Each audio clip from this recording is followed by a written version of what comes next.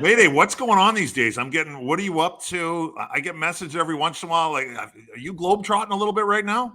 You know what? Life has been good. Good. My kids are getting older, so we've actually spent the whole winter in Toronto for the most part. So not a lot of travel, although I've been doing some hockey, some charity events. Obviously, that you and I would run into each other. I was just out west in Winnipeg at Mike Keene's event, and just participate in these things. It's kind of cool. You get to play hockey and raise money for people and different charities. But no, hanging in Toronto, the weather's getting better, thank God, and golf's around the corner, so we're excited.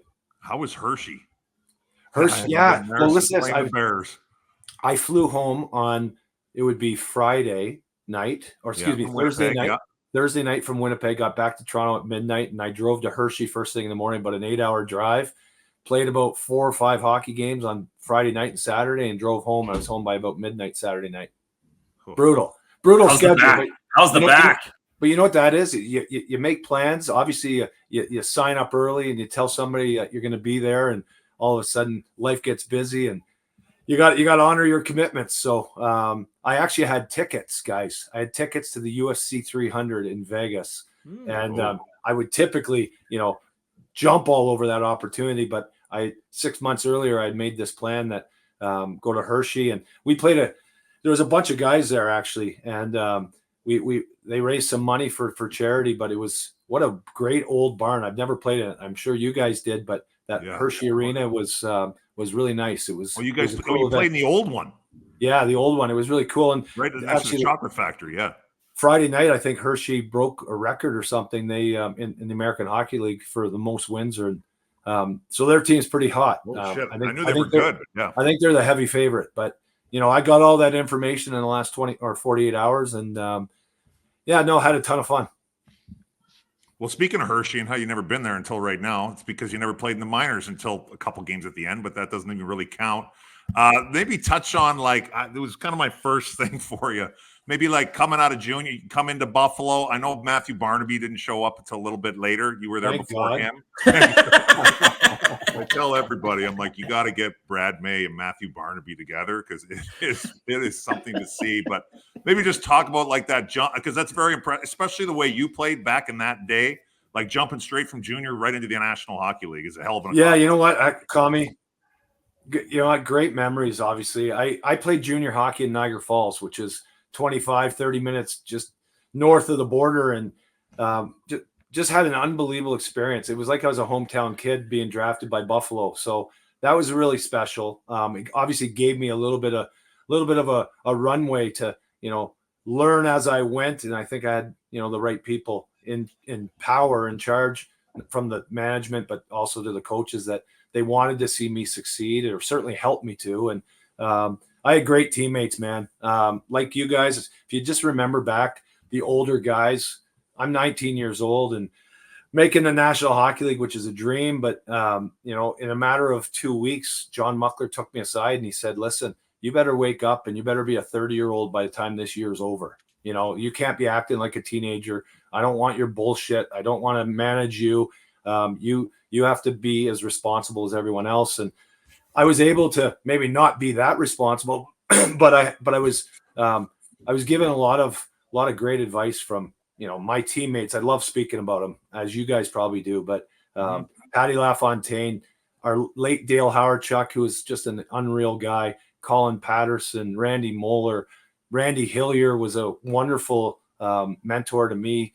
He was a coach in Pittsburgh, won a cup with the Penguins as well. And I learned a lot from those guys, not to mention the guys that I hung with and fought with. And that was Rob Ray and Gord Donnelly that year. And we're the only team in the history of hockey to have 3 guys over 300 penalty minutes. And I know on the brink of Kucherov getting 100 assists and McDavid maybe, getting his 100th assist if he gets back playing.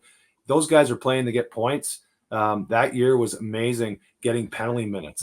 It was unbelievable. So, but I had a couple big brothers when I did it, Kami.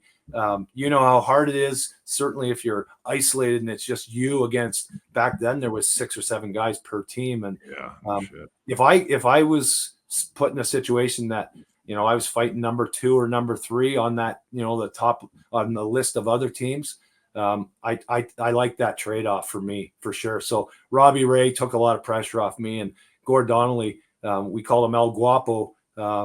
We all had to over 300 minutes, but Gordy was the grand poobah, and Robbie was an idiot too, just like myself. He was young and crazy, but those guys, they took the heavy lifting with the tough guys, and I had to fight them sometimes early on, but I got a nice little cushion there where I also could say no some nights because my coach expected me and wanted me to play, which was, a blessing, certainly.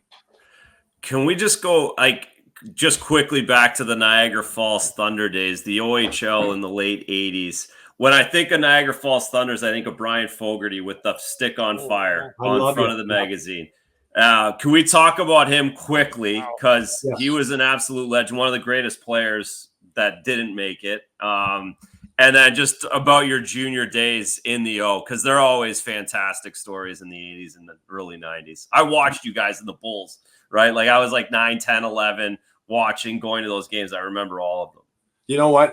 It's so cool talking about your old teammates. And unfortunately, we lost Brian Fogarty many years ago. I believe he was young 30s, 31 years old, and he died. And, he lived a tough life. He had some demons for sure. But I would say there's a movie on HBO, and I recommend it to everybody, but I think it was called The GOAT, and it was about a basketball player, Earl Manigault, from Harlem. And when they asked Lou Alcindor, who was Kareem Abdul-Jabbar and Julius Erving and all the great players at that time, who's the best player that never made it? That was better than you guys. And they all said that it was Earl Manigault. And equally, I would say it's Brian Fogarty. His lifestyle away from the rink, stopped him from being extra special. Matter of fact, he'd be a household name. He broke Bobby Orr's records in junior. If he never got paid to play hockey and it never turned into a job and he could still play the boys game, that we played, I don't think he would have, went off the rails the way he did. I think the pressure was a little too much, but Brian was the best hockey player at that time. And we can never, qualify this statement because he didn't really have. He played in the NHL. He won a Stanley Cup. He went over to Europe. I mean, he did some great things, but he came in at a tough time. And his roommate at the time with the Quebec Nordiques, another guy, John Kordick, passed away at 31 years old as well. Right. And they were roommates. Imagine that. These two guys that struggled with, their lifestyle choices, and it was drugs and everything else. They roomed together, which was probably not a good idea at the time. I'll tell you what, I'm going to date myself as well here with kind of further to what Razor talking about growing up with that Niagara team. But you played World Juniors, right? And that 91 team. And somewhere in this card collection that I have tucked away is a Upper Deck Team Canada Brad May rookie card from that squad. That really felt like, obviously, you had the punch up in Piastani in 87 that I think really kind of put the World Juniors on the map in terms of becoming an event. But that 91 team really kind of felt like the team that started it all in terms of what the World Juniors has become in the last 30 plus years, Brad. And Lindros on that team, Niedermeyer on that team, Chris Draper, man, there were some players when you go down, if you want to talk 1990s hockey, some of the more iconic names of the 90s with Lindros, Niedermeyer, Felix the Cat, that was a hell of a good team. Yeah. You know what? We're so fortunate. We beat the Russians in the last game. It used to be a 7-game tournament where it wasn't the round robin that we see today. And had we lost that last game that we played in Saskatoon, it was in Canada. First time TSN took it wire to wire, which, TSN has done an incredible job, obviously, with the World Juniors. And they made it Canada's March Madness, right? They really have in a lot of ways. Incredible job that they've done, their coverage and everything. But it was in Canada, and you're right, it was a couple years after Piastani. But we actually won the World Juniors in Saskatoon in Canada, and it was extra special for all of us. And just think of the guys. I mean, every year, has their pool of players, but from Doug Waite and Tony Amonte and Bill Guerin and Kenny Klee and a slew of others on the American team. And then you had, our team, obviously we well documented Eric Lindros, who was the first overall pick the next, NHL draft. And tons of first round picks on our team. We played against the Russians, Pavel Bure and Dmitry Yushkevich and Boris Mironov, and Sandis Ozolinsh, I believe, was on that team as well. And I mean, you look back at the names, it was pretty cool that we were all there at that same time. I mean, finite, right? You only have probably 2, possibly 3 years when you're talking a guy like Niedermeyer and Lindros who made that team when they're really young. But the moment they were 18, they were in the NHL. Outside of Eric sat out a year. But yeah, it was an amazing experience, and certainly got, you know, name recognition maybe, but also the experience of winning. And I think that I carried that, and I think it was part of, you know, the description of what that player can bring you, those intangibles. Whether they were true or not, perception's reality. But having that experience as a young guy and teams that win, John Slaney scored a slapper 7 minutes ago to beat the Russians, and what a party, what a celebration. And you know, at 19, you have a incredible experience at that level, and then it kind of set me right up because the next season I was fortunate to make the Buffalo Sabres.